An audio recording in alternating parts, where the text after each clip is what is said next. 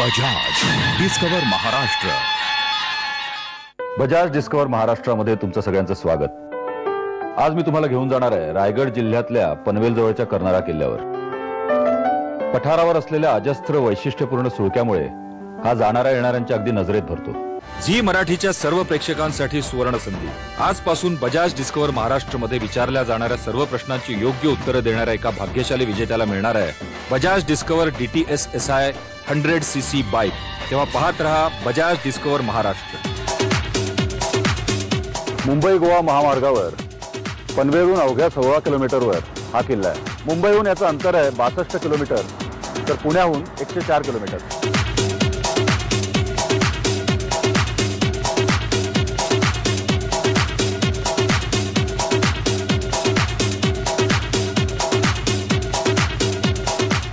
अभयारण्याची चौकी ओलांडून मी आत शिरलो.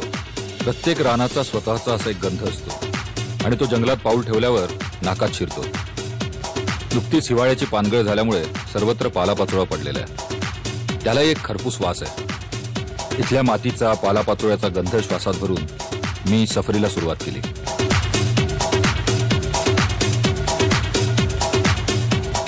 कर्नाळा किल्ल्याचा इतिहास. कर्नाळा किल्ला समुद्र सपाटीपासून 445 मीटर उंचीवर आहे. प्राचीन काळी पनवेल व बोर घाटातून मुंबई व चौल बंदराकडे होणाऱ्या व्यापारी वाहतुकीवर नियंत्रण ठेवणे या कामी या किल्ल्याचा वापर होत असे. चला. कर्नाळा पक्षी अभयारण्यातील भटकंतीला सुरुवात केली आणि सलामीलाच सर्पगरुडाची शीळ रानभर घुमली. वाह, स्वागत तर एकदम झकास झालं. हा जो दिसतोय त्याला म्हणतात क्रेस्टेड सर्पंट ईगल किंवा सर्पगरुड. कर्नाळ्याभोवती स्वच्छंदपणे विहरतोय. याची एक वैशिष्ट्यपूर्ण शीळ असते. सर्पगरुडाची शीळ कानात घुमवतच मी पुढे निघालो आणि दूरवर कर्नाळ्याचा सुळका नजरेस पडला. तो सुळका मला खुणावतोय असं वाटायला लागलं. त्यामुळे सुळका डोळ्यासमोर ठेवूनच मी डोंगरवाट चढायला सुरुवात केली. मात्र डोळे कर्नाळ्यावरच्या सुळक्याकडे असले तरी कान पक्ष्यांच्या आवाजाकडे होते. कुठल्या तरी झाडीतून जाळीतून पक्ष्यांचा आवाज ऐकू येतोय का याचा मी माग घेत होतो. कर्नाळा किल्ला आणि त्याला लागून असलेलं कर्नाळा पक्षी अभयारण्य, यामुळे इकडे पर्यटक, ट्रेकर्स आणि पक्षी निरीक्षक यांची नेहमी वर्दळ असते. मी या अभयारण्यातल्या रस्त्यातूनच किल्ल्याकडे चाललोय.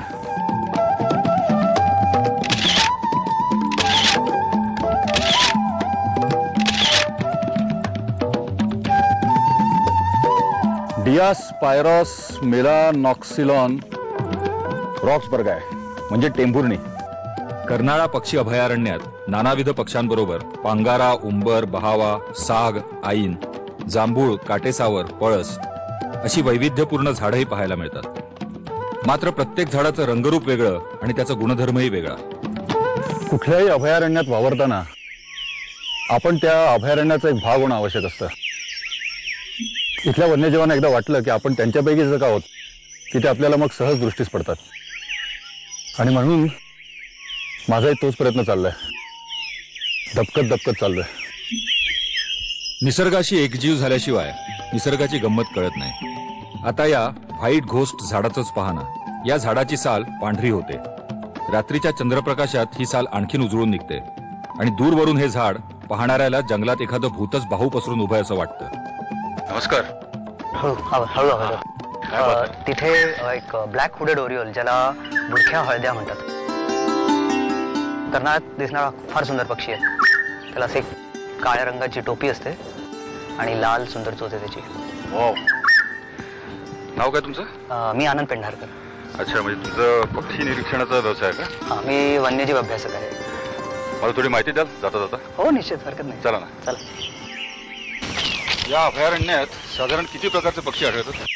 इथे जवळपास 140 जे आहेत ते इथे राहणारे म्हणजे रेसिडेंट पक्षी आहेत. आणि 40 पक्षी हिवाळ्यात आणि उन्हाळ्यामध्ये स्थलांतर करून इथे येतात.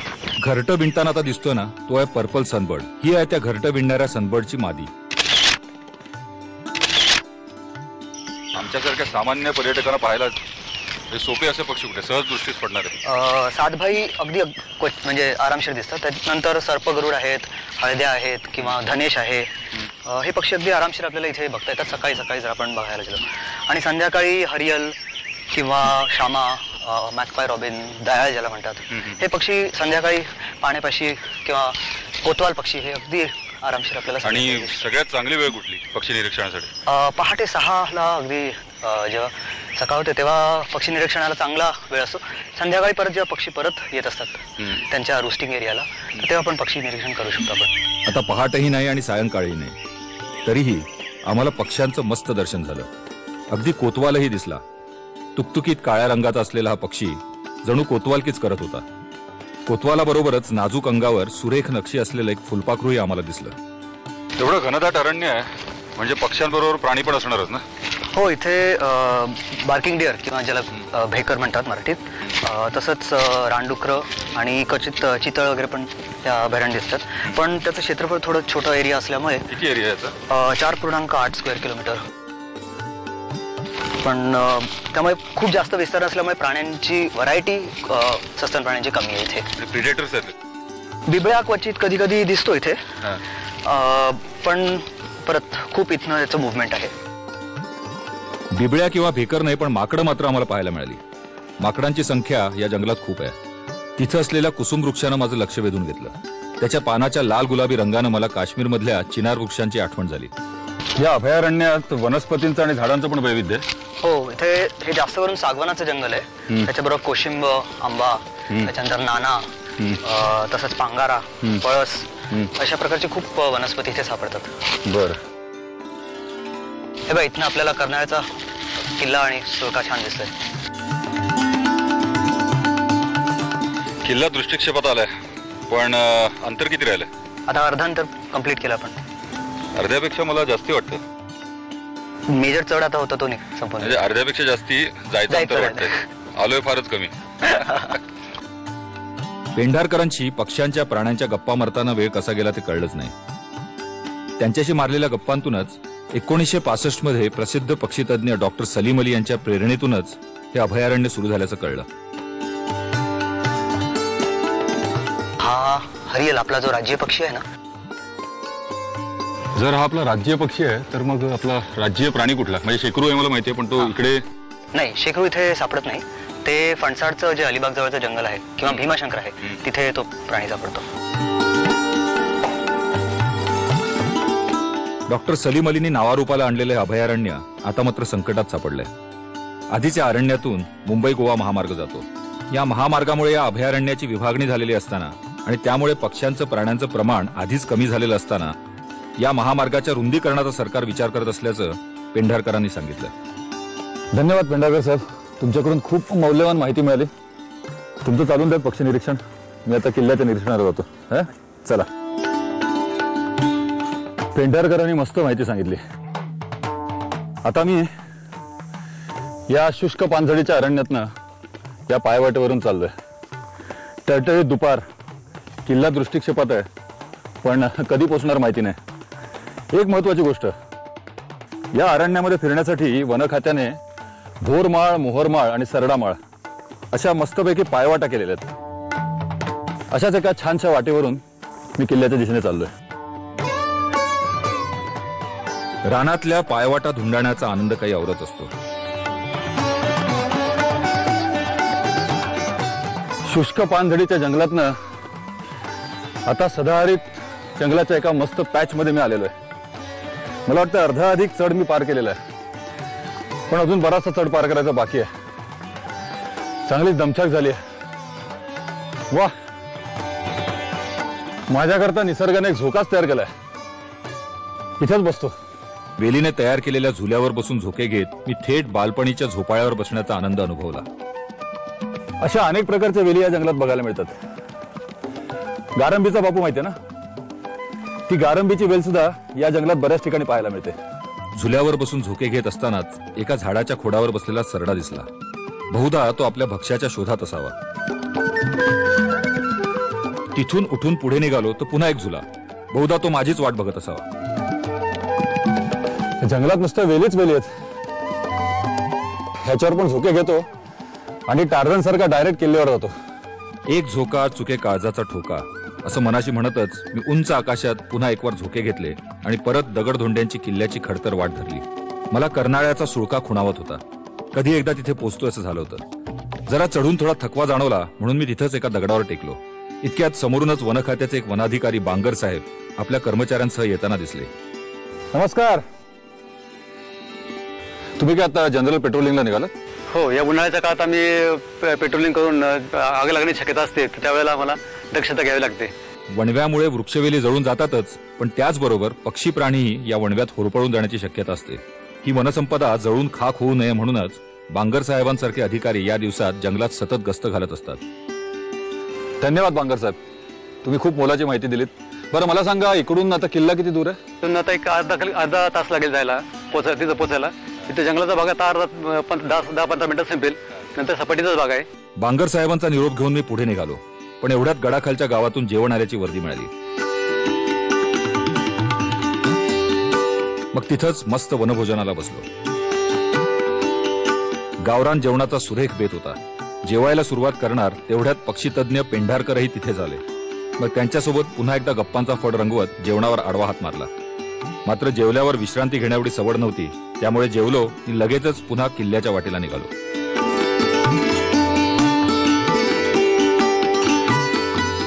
मागे दिसते त्या झाडाचं नाव नाना. ताम्हण नावाच्या राज्यवृक्षाचा नातलग. त्या झाडावर एक छिद्र दिसतंय. ते पॅराकिट किंवा पोपटाचं घरटं आहे. किल्ल्याच्या दिशेने जाणाऱ्या जंगलातल्या वळणवाटा तुडवणं ही एक अनुभवण्याचीच गोष्ट असते. ही वाट तुडवतानाच मला किल्ल्याचा इतिहास आठवला. 1248 ते 1318 या कालावधीत हा किल्ला देवगिरीच्या यादवांच्या ताब्यात होता. त्यानंतरच्या काळात खिलजी, तुघलक, अहमदनगरचा निजामशहा, विजापूरचा आदिलशहा अशा अनेक मुस्लिम आक्रमकांच्या तो ताब्यात गेला. मात्र 1657 मध्ये हा किल्ला स्वराज्याची स्थापना करणाऱ्या शिवाजी महाराजांच्या ताब्यात आला. मधल्या काळात तो पुन्हा मोगलांच्या ताब्यात गेला, परंतु 1753 मध्ये पेशव्यांनी तो पुन्हा स्वराज्यात सामील करून घेतला.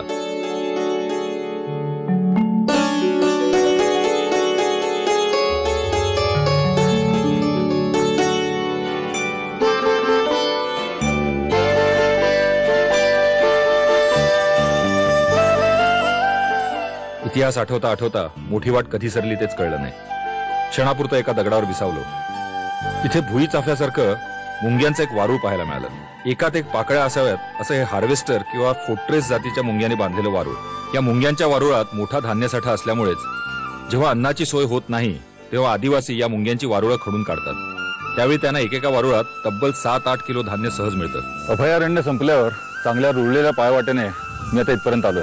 आता किल्ल्याचा अंगठ्याच्या आकाराचा सुळका आणि दरवाजा. आता कर्नाळा किल्ल्याचा अंगठा दाखवणारा सुळका अगदी समोरच दिसतोय. त्यामुळे पावलं पटापट पडत असतानाच एक छोटेखानी मंदिर दिसलं.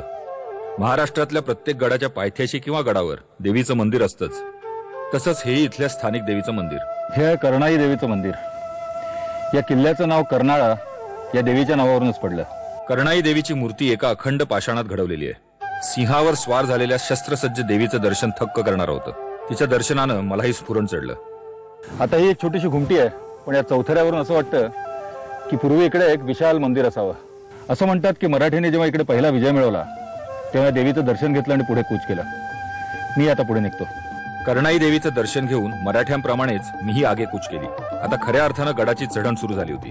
शत्रूने सरळ चाल करून येऊ नये म्हणून या गडाच्या पायऱ्याही कातळात उंच सखल आडव्या तिडव्या बांधलेल्या होत्या. त्या चढताना हल्ला करणाऱ्याची दमछाक ठरलेलीच. माझीही आता या पायऱ्या चढताना चांगलीच दमछाक झाली, पण गड सर करण्याची हिंमत कायम होती. त्यामुळे गडाची ही अवघड चढण मी एका फटक्यात पार केली. ती पार केली मात्र मी एका टेहळणीच्या बुरुजावरच पोहोचलो. इथून सगळा परिसर माझ्या नजरेच्या टप्प्यात आला.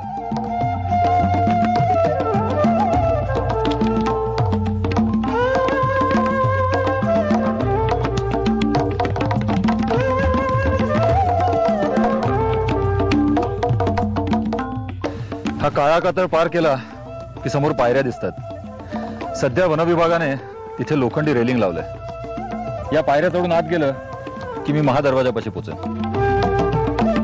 थोडा वेळ कातळावर विसावा घेऊन मी महादरवाजाच्या दिशेने चालायला सुरुवात केली. हा कातळावरचा मार्ग एकदम खडतरच आहे. ज्याला गड किल्ले चढायची सवय नसेल त्याला हा मार्ग घाबरवून टाकेल. पण स्वराज्यातल्या किल्ल्यांची हीच खासियत होती. ते मुद्दाम खडतर केलेले होते, जेणेकरून ते चढता चढता शत्रू हतबल झालेला असायचा. कर्नाळाही याला अपवाद नाही.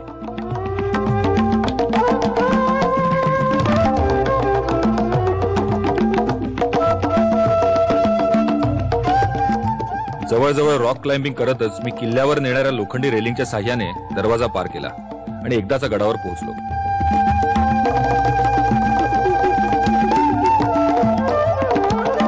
मी कर्नाळा किल्ल्याच्या पहिल्या दरवाजातून प्रवेश केलाय. आत शिरण्याकरता या मुख्य दरवाजातून शिरायला लागतं.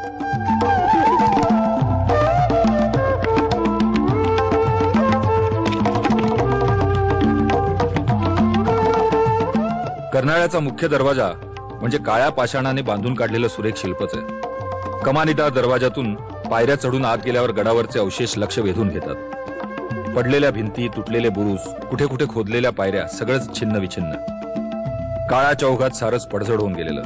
पण उद्ध्वस्त झालेले असले तरी इतिहासाचे हे अवशेष मनात मराठ्यांच्या इतिहासाची सोनेरी पानं जागवतात.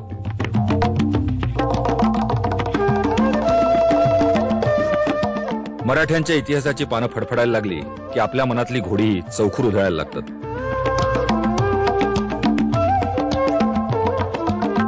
लिंगोबाचा डोंगर आभाळी गेला, ठाकर गडी तिथं कधी नाही गेला. जैत रे जैत चित्रपटातलं हे गाणं खूप लोकप्रिय झालं होतं. या गाण्यानं माझ्या मनात फेर धरलाय. लिंगोबाचा तो प्रसिद्ध सुळका म्हणजे हाच तो सुळका. 50 मीटर उंचीचा हा सुळका म्हणजे निसर्गाचा चमत्कार आहे. लिंगोबाचा सुळका म्हणजे जणू एखादा आदिपुरुषच. या परिसरात वास्तव्य करून असलेल्या ठाकर, कातकरी या आदिवासी जमातींचा.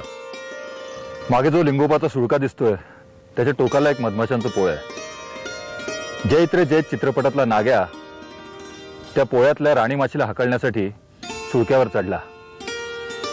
त्याने पहिला घाव घातल्यावर मधमाशा चिडल्या. त्यांनी चिंधीवर हल्ला केला, नाग्याच्या चिंधीवर. त्या चिंधी ठार झाली. राणी माशी हरली, नाग्या जिंकला. पण सिनेमातला तो चिंधीच्या मृत्यूचा प्रसंग आठवला की मनाला दुःख होतच. चिंधीच्या दुःखाचं सावट मनावर घेऊनच मी किल्ल्यावरच्या उद्ध्वस्त वास्तू पाहायला सुरुवात केली. खरं तर मी एकाच वेळी दोन इतिहास जागवत होतो, एक मराठ्यांचा आणि दुसरा गोनीदांच्या जैत रे जैत कादंबरीचा. हे किल्ल्यावरचं एकमेव वाडा सदृश बांधकाम. याचा नेमका इतिहास ज्ञात नाही, पण बहुधा हे धान्य साठवण्याचं कोठार असावं. किल्ल्यावर भरपूर जुन्या वस्तूंचे अवशेष पाहायला मिळतात. त्यांचा वापर इतिहासकाळी कशासाठी केला जायचा ते कळत नाही. पण तेव्हा राहण्याबरोबरच धान्य साठा व दारूसाठा करण्यासाठी मोठमोठ्या इमारती बांधल्या जायच्या. कर्नाळा किल्ल्यावर आढळणारं बांधकाम बहुधा त्या इमारतींचंच असावं. ते बांधकाम पाहतच मी लिंगोबाच्या सुळक्याच्या पायथ्याशी पोहोचलो.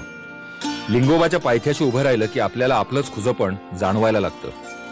पण जिद्द असेल तर माणूस लिंगोबालाही छोटा ठरवू शकतो.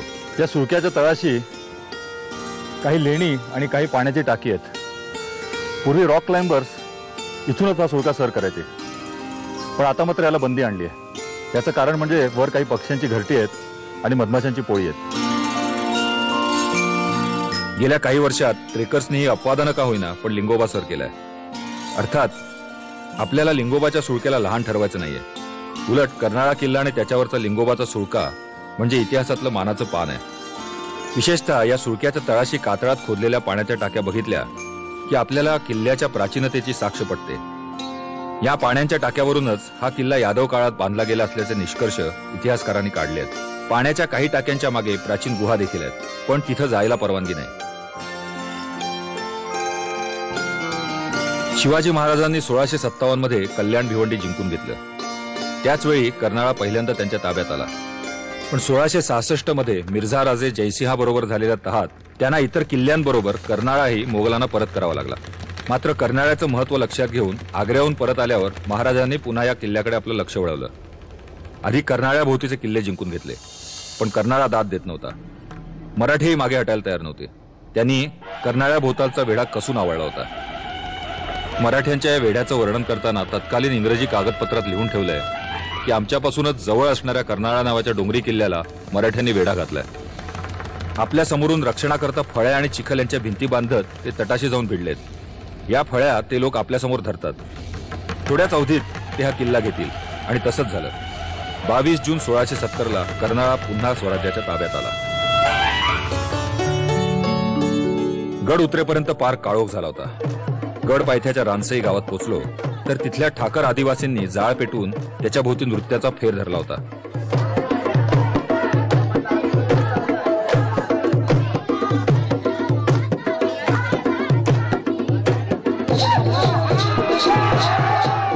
शरीर आणि मनही खरंच दमलेलं होतं, पण ठाकरांच्या तालवाद्यांनी माझ्या शरीरात पुन्हा ऊर्जा निर्माण केली आणि माझ्याही नकळत मी त्यांच्या नाचात सामील होऊन नाचू लागलो. माझ्याही पावलांनी सुरेख फेर धरला.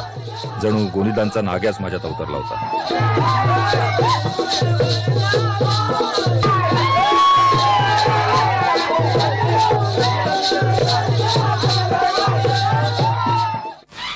बजाज डिस्कवर महाराष्ट्र.